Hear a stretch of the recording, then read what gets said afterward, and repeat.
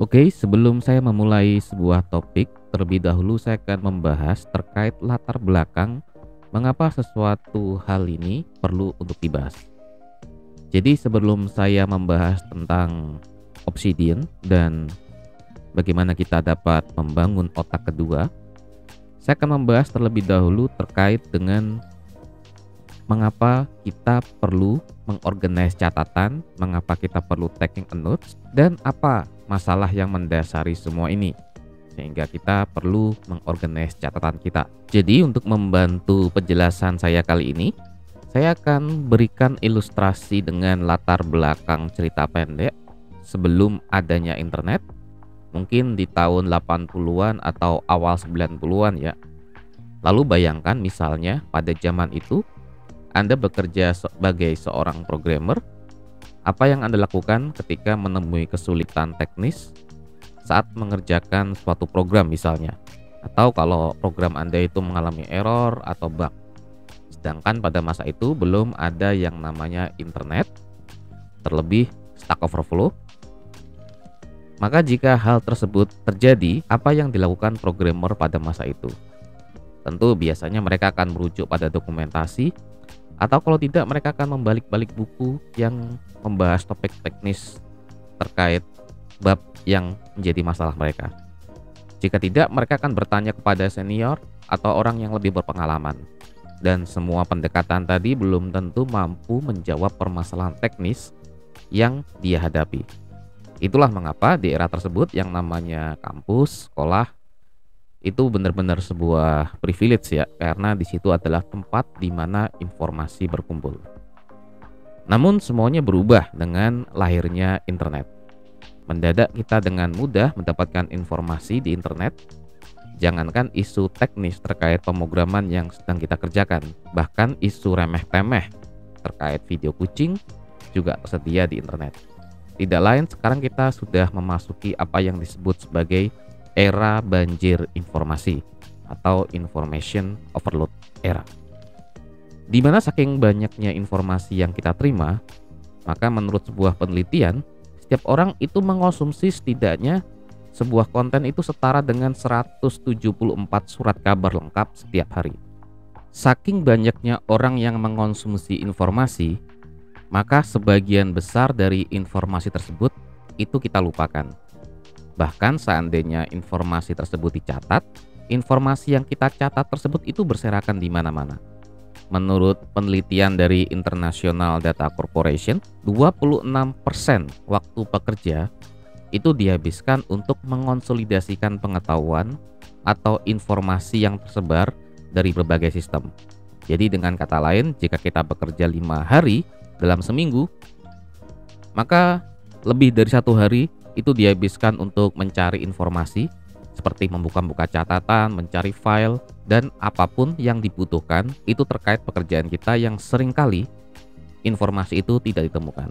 Terlebih jika Anda bekerja sebagai seorang knowledge worker, misalnya sebagai seorang programmer, akademisi, atau peneliti yang meletakkan pengetahuan dan pengalaman itu sebagai sebuah aset berharga. Karena seberapa sering kita melupakan pengetahuan dan pengalaman yang kita dapatkan itu jauh-jauh hari, itu ternyata pada saat dibutuhkan, kita lupa. Itulah yang namanya kapasitas dari otak kita terbatas. Dan seringkali kita melupakan sebagian besar atau mayoritas informasi yang kita terima. Dan kita mungkin hanya mengingat beberapa di antaranya saja. Maka dari situ mulai muncul pentingnya bagaimana kita itu mencatat atau mengelola catatan yang kita miliki. Sebagaimana kata Ali bin Abi Thalib, ilmu pengetahuan itu ibarat binatang liar, maka ikatlah dengan mencatatnya. Sayangnya seberapa sering kita mencatat, seringkali catatan kita tersebut itu dibuat secara sporadis, tidak terstruktur, sehingga sulit bagi kita itu untuk menemukan catatan tersebut saat dibutuhkan. Mungkin ini tidak 100% itu salah kita ya, karena di sekolah kita tidak mendapatkan pelajaran yang sesuai tentang bagaimana harusnya mengelola catatan seperti seharusnya di dunia nyata. Karena antara sekolah dan di dunia nyata itu seringkali berbeda. Di sekolah kita mencatat pada satu buku spesifik untuk satu mata pelajaran, dan kita diberitahu apa yang harus dicatat dan kapan ujiannya. Sedangkan di kehidupan nyata kita tidak tahu apa yang harus dicatat, apa yang harus kita ingat. Kita tidak tahu. Dan kita juga tidak tahu kapan ujiannya datang, dan kita tidak tahu kapan kita dapat menggunakan catatan tersebut. Setelah kita memahami seberapa terbatasnya kapasitas otak kita dalam menampung informasi, sedangkan kita berada di era banjir informasi, maka tentu kita memerlukan sebuah alat yang dapat membantu kita, baik itu untuk keperluan mengingat dan juga untuk keperluan berpikir. Jadi inilah keistimewaan kita ya sebagai manusia yang mampu menciptakan sebuah alat yang dapat digunakan untuk membantu mengekstens kemampuan kita. Jadi sekarang saya akan membahas bagaimana pengaruh sebuah alat itu bagi otak kita. Jadi sebuah penelitian itu menjelaskan ketika seorang manusia atau primata itu menggunakan alat, misalnya untuk meraih sesuatu yang tidak dapat dijangkau, misalnya untuk mengambil buah-buahan, dia akan menggunakan sebuah alat berupa kayu atau tongkat, maka ada bagian di dalam otak mereka itu yang berubah, yang seolah-olah mengakuisisi tool yang digunakan tadi itu sebagai bagian dari tubuh mereka. Maka dengan kita mampu menggunakan catatan dengan sistem pencatatan yang baik sebagai alat bantu kita sehari-hari untuk mengingat dan juga berpikir, maka kemudian otak pun sedemikian hingga akan menganggap bahwa catatan yang kita miliki itu sebagai perpanjangan atau bagian dari organ tubuh mereka, dan secara literally akan dianggap sebagai otak kedua kita. Oke, sekarang kita akan beralih ke pembahasan berikutnya terkait bagaimana otak manusia bekerja. Sebuah penelitian menunjukkan bahwa jumlah koneksi di dalam otak manusia itu ternyata lebih banyak ketimbang jumlah bintang di alam semesta. Jumlah otak syaraf di otak manusia itu terdiri dari 100 miliar sel syaraf, di mana setiap sel syaraf tadi itu dapat terhubung dengan ribuan sel syaraf lainnya membentuk apa yang disebut sebagai jaringan syaraf. Total koneksi syaraf yang ada pada otak manusia itu bisa sampai 100 triliun koneksi syaraf. Lalu bagaimana sambungan syaraf dalam otak manusia terbentuk? Pada slide yang ada di depan Anda, di sini menunjukkan tentang bagaimana sambungan antar sel syaraf itu terbentuk seiring dengan waktu, di mana jaringan syaraf yang terbentuk pada otak manusia ini itu ternyata diakibatkan oleh sebuah stimulus. Stimulus pada otak ini dapat berupa proses Anda belajar, membaca, dan kegiatan lain yang memicu otak Anda itu untuk bekerja. Semisal kita belajar bahasa pemrograman baru atau sebuah teknologi baru, maka saat proses belajar tersebut, otak kita itu mengalami upgrading atau istilahnya itu mendapatkan buff dengan terhubung dari satu sel syaraf ke sel syaraf yang lain. Jika kita mengulangi pembelajaran tersebut, maka sambungan tadi akan semakin kuat. Inilah yang disebut sebagai neuroplasticity. Neuro itu artinya otak, sedangkan plasticity itu adalah plastis, yaitu kemampuan untuk beradaptasi atau berubah. Jadi, otak memiliki kemampuan yang superpower, yaitu dia memiliki kemampuan untuk terus berkembang berdasarkan stimulus yang diterimanya. Oke, lalu setelah sekian panjang pembahasan kita terkait otak kedua, maka kita sampai pada sebuah pertanyaan, lalu apa itu definisi otak kedua? Jadi harusnya jika Anda memahami tentang ketiga informasi tadi yang telah saya jelaskan, maka seharusnya tanpa Anda sadari pun Anda sudah memahami definisi dari otak kedua yang saya maksud. Inilah bagaimana otak bekerja. Jadi tanpa Anda sadari pun Anda telah mensimulasikan bagaimana otak kedua bekerja, yaitu dengan membuat konektivitas antara informasi. Di mana yang pertama tadi saya telah jelaskan terkait bagaimana pentingnya sebuah taking note system dalam hidup kita. Lalu yang kedua bagaimana pengaruh sebuah tool terhadap otak kita, dan yang ketiga adalah bagaimana otak manusia bekerja.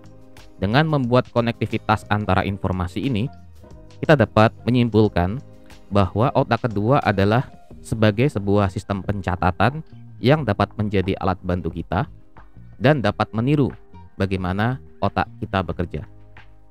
Salah satunya adalah seperti ini, menghubungkan antar ide atau antar informasi sehingga kita dapat memiliki sebuah pemikiran baru yang terdiri dari ide-ide ini. Lalu sekarang kita beralih ke pembahasan mengenai apa manfaat jika kita berhasil membangun otak kedua kita. Jadi manfaat yang akan Anda dapatkan jika Anda memiliki otak kedua ini adalah yang pertama adalah membuat ide Anda itu menjadi lebih konkret. Dalam pengalaman kita sehari-hari, sering kita mendapatkan ide atau informasi di tempat-tempat yang tak terduga ya. Misalnya saat di jalan, saat kita berkendara, mungkin saat kita mandi, kita akan mendapatkan ide atau informasi-informasi tersebut yang seringkali berkelibat di pikiran kita. Maka cara yang paling ampuh agar ide atau informasi tersebut tidak terlupa atau tidak lewat begitu saja adalah dengan mencatatnya. Dengan mencatat sebuah ide atau informasi dengan kalimat yang Anda buat sendiri, maka secara kognitif Anda telah membuat ide atau informasi tersebut itu menjadi lebih konkret di dalam otak Anda. Jadi ini yang perlu saya tekankan ya, nanti akan saya ulang-ulang, adalah sebisa mungkin gunakan kalimat yang Anda sendiri buat dan jangan asal menyalin informasi yang Anda terima.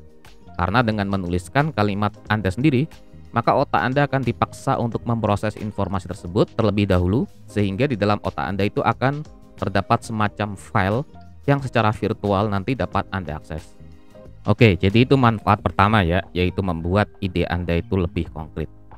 Selanjutnya yang kedua adalah otak kedua memungkinkan Anda untuk dapat menghubungkan antara satu ide dengan ide yang lain. Jika Anda ingat pada bagaimana otak bekerja yang telah saya bahas tadi, kemampuan linking antar informasi ini yang akan kita tiru dengan bagaimana kita nanti mengorganize catatan yang kita buat. Selanjutnya, kemampuan ketiga dari otak kedua kita adalah sebagai ide inkubator.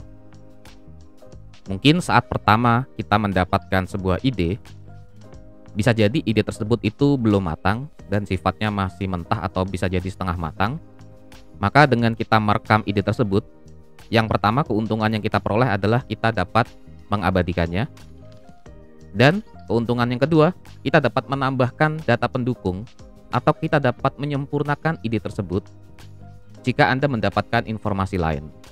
Ini mirip seperti yang dilakukan oleh Taylor Swift ketika dia membuat lagu, dia selalu menuliskan idenya itu di dalam smartphone-nya. Kemudian saat dia berkegiatan, mungkin saat memasak atau mungkin saat bepergian, dia merevisi dan menambahkan ide-ide baru itu seiring dengan waktu. Jadi itu proses kreatif yang dilakukan Taylor Swift, itu juga dilakukan dengan membuat catatan. Selanjutnya manfaat keempat dari manfaat yang dapat kita peroleh dengan otak kedua kita adalah dengan mempertajam atau mungkin juga bisa memperluas perspektif yang kita miliki. Karena bisa jadi ya saat pertama Anda memiliki sebuah ide atau informasi, maka ide tersebut itu bisa saja masih mentah seperti yang saya bilang tadi dan belum didukung dengan informasi dan fakta yang lain. Dengan semakin beragamnya catatan yang Anda miliki, maka beragam pula informasi yang Anda miliki, maka Anda dapat melihat ide-ide Anda itu secara lebih komprehensif dan lebih tajam karena didukung oleh banyak informasi. Jadi dari sini kita harusnya sudah memahami ya bagaimana pentingnya otak kedua kita, dan seharusnya dengan mengutilisasi catatan dengan maksimal, dengan mengorganize demikian rupa, kita dapat memperoleh manfaat-manfaat ini. Terlebih jika kita bekerja sebagai seorang programmer atau mungkin juga knowledge worker atau pekerja kreatif yang lain, yang dimana Anda itu meletakkan apa yang Anda pelajari, pengetahuan dan pengalaman itu sebagai sebuah aset yang berharga. Katakanlah Anda bekerja sebagai seorang programmer ya, apa yang membedakan Anda sebagai seorang programmer senior dan junior sebagian besarnya adalah pada pengalaman yang dimiliki oleh si senior. Maka tentu akan sangat penting untuk menuliskan pengalaman yang Anda punya, Anda miliki itu dengan mencatatnya agar pengetahuan yang diperoleh itu tidak hilang. Hal ini penting juga terkait paradigma yang ada pada zaman sekarang, di mana Anda sebagai software engineer atau sebagai programmer itu tidak hanya dituntut untuk memiliki satu keahlian saja. Karena sebagai seorang developer modern, Anda selain harus memiliki kemampuan dalam hal membangun sebuah software, Anda juga dituntut untuk dapat melakukan pengujian misalnya. Anda juga dituntut untuk melakukan analisa suatu kebutuhan, membantu klien juga, atau mungkin juga dapat dimintai bantuan oleh HR untuk melakukan rekrutmen, dan juga bisa saja dimintai pendapat terkait pilihan-pilihan teknikal. Misalnya teknologi apa yang cocok untuk suatu kasus, apakah kita harus menggunakan microservices atau tidak, apakah kita menggunakan cloud atau tidak. Nah, itu juga seorang programmer seharusnya memahami ya. Oke. Jadi itu yang disebut sebagai engineer T-shape istilahnya, yaitu berbentuk T, di mana dia selain sebagai seorang spesialis, dia tidak hanya sebagai seorang spesialis, namun memiliki pengetahuan yang lebih luas sehingga dapat dengan mudah bertukar role. Engineer-engineer seperti inilah yang dibutuhkan jika tim Anda itu menggunakan metodologi Agile. Jadi tim Anda jika ingin menggunakan metodologi Agile, maka tim Anda tersebut haruslah terdiri dari engineer-engineer versatilis atau disebut sebagai cross-functional team. Engineer-engineer yang versatilis ini itu dapat dengan mudah bertukar posisi dari satu role ke role yang lain. Mungkin dari spesialisasi, katakanlah sebagai seorang back-end, dia tidak akan se-expert back-end yang benar-benar spesialis. Namun kelebihannya, dia dengan cepat dapat berpindah posisi jika dibutuhkan. Katakanlah front-end engineer-nya sakit waktu itu, maka seorang back-end engineer yang versatilis tadi itu akan dengan cepat dapat menggantikan front-end engineer tersebut.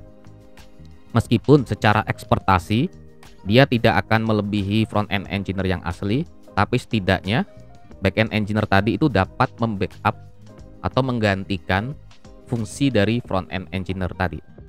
Hal yang sama juga tentu berlaku ya jika Anda berperan sebagai seorang product manager atau seorang QA, maka seorang product manager dan seorang QA yang baik itu seharusnya juga dapat melakukan development. Oke, jadi berikut adalah grafik yang mengilustrasikan kedalaman skill dari seorang spesialis, seorang versatilis, dan seorang generalis. Jika seorang generalis itu dia memiliki pengetahuan yang melebar namun tidak mendalam, sedangkan seorang spesialis itu pengetahuannya sempit namun mendalam. Jadi jika dia seorang engineer misalnya, maka pengetahuan terkait engineering itu sangat dalam. Namun perbedaannya dia tidak menguasai hal-hal yang lain. Nah, versatilis ini memadukan keduanya, antara spesialis dan generalis. Di satu sisi dia memiliki pengetahuan yang mendalam, namun juga melebar. Tentu hal ini akan ada trade-off ya, sehingga pengetahuan yang dia dapatkan itu tidak akan sedalam si spesialis dan juga tidak akan selebar dari si generalis. Tapi setidaknya seorang versatilis ini dapat dengan mudah berpindah antara spesialisasi satu dengan spesialisasi yang lain. Nah, Anda pun juga dapat menjadi seorang versatilis. Namun masalahnya, dengan semakin berkembangnya ilmu pengetahuan, maka ilmu pengetahuan tadi itu akan semakin dalam dan semakin bercabang. Katakanlah kita belajar terkait software engineering. Di awal-awal, mungkin di awal tahun 2000-an, itu pengembangan sebuah software itu tidak serumit sekarang. Dalam artian ketika kita mengembangkan sebuah software, belum ada yang namanya spesialisasi antara front end dan back end. Dalam artian jika kita membangun sebuah software, maka front end dan back end itu jadi satu, dikerjakan oleh satu orang programmer pun sudah cukup. Namun seiring waktu, stack-nya jadi terbelah jadi dua. Karena kita tidak mungkin mengembangkan front end dan back end itu bersamaan, maka akhirnya ada spesialisasi front end, ada spesialisasi back end. Nah, masalahnya kadang kita pernah belajar front end, namun ketika kita sudah lama bergelut di back end, mungkin beberapa tahun lalu kemudian dipindah lagi menjadi seorang front end, kadang kita akan melupakan beberapa hal yang sebenarnya kita sudah pahami dulu, namun karena seiring dengan waktu kita jadi lupa. Nah, disinilah pentingnya sebuah note taking system yang memudahkan kita sebagai seorang versatilis, dalam artian kita dapat dengan cepat berpindah ke role lain itu dengan adaptasi yang lebih cepat dibandingkan kita tidak memiliki catatan. Oke, jadi itu adalah urgensi bagi kita jika bekerja sebagai seorang software engineer, terutama jika dituntut untuk menjadi seorang versatilis, maka penting memiliki sebuah note taking system yang memudahkan kita untuk mengingat dan penting juga dalam membuat ide-ide baru. Oke, sekarang saya akan berpindah membahas terkait apa komponen dari sebuah note taking system. Nah, note taking system yang baik itu setidaknya terdiri dari dua hal. Yang pertama adalah software dan yang kedua adalah bagaimana kita menggunakan software tersebut untuk mengorganize catatan. Oke. Kita bahas yang pertama terlebih dahulu, yaitu adalah software, di mana software ini setidaknya harus memiliki kemampuan untuk membackup ke cloud, karena ini penting agar ketika mungkin laptop kita rusak atau handphone kita hilang, kita masih memiliki data tersebut. Lalu berikutnya tentu text editor, selanjutnya adalah web clipper, di mana ini penting ketika kita ingin menangkap sebuah informasi dari sebuah artikel di halaman website, kita tinggal klik web clipper ini, maka seluruh halaman website tersebut atau seluruh artikel tersebut itu akan dipindahkan ke note taking system kita. Nah, kemudian yang terakhir adalah recorder. Nah, ini adalah bagian pertama dari otak kedua kita yang menghasilkan sebuah data. Nah, data ini haruslah kita organize sehingga kita dapat dengan mudah memperoleh data ini jika kita membutuhkannya. Karena jika kita tidak mengorganisnya, maka data ini akan berserakan kemana-mana, dan saat kita membutuhkan kita akan sulit untuk meretrieve informasi yang kita pernah simpan dulu. Jadi selain kita memerlukan sebuah software, maka kita memerlukan metode untuk mengorganisnya. Jadi inilah komponen-komponen yang dibutuhkan oleh otak kedua. Nanti selanjutnya pada episode berikutnya saya akan coba membahas dua hal ini ya, yaitu yang pertama adalah bagaimana kita menggunakan softwarenya, dan yang kedua bagaimana kita mengutilisasi software tersebut melalui pendekatan cara mengorganize sebuah catatan yang sistematis. Tapi untuk episode pertama ini, sebagai pendahuluan saya akan cukupkan pembahasan ini, dan nanti akan kita lanjutkan insya Allah di pembahasan di episode kedua. Oke, saya Terry Trisaputro, undur diri dulu. Wassalamualaikum warahmatullahi wabarakatuh.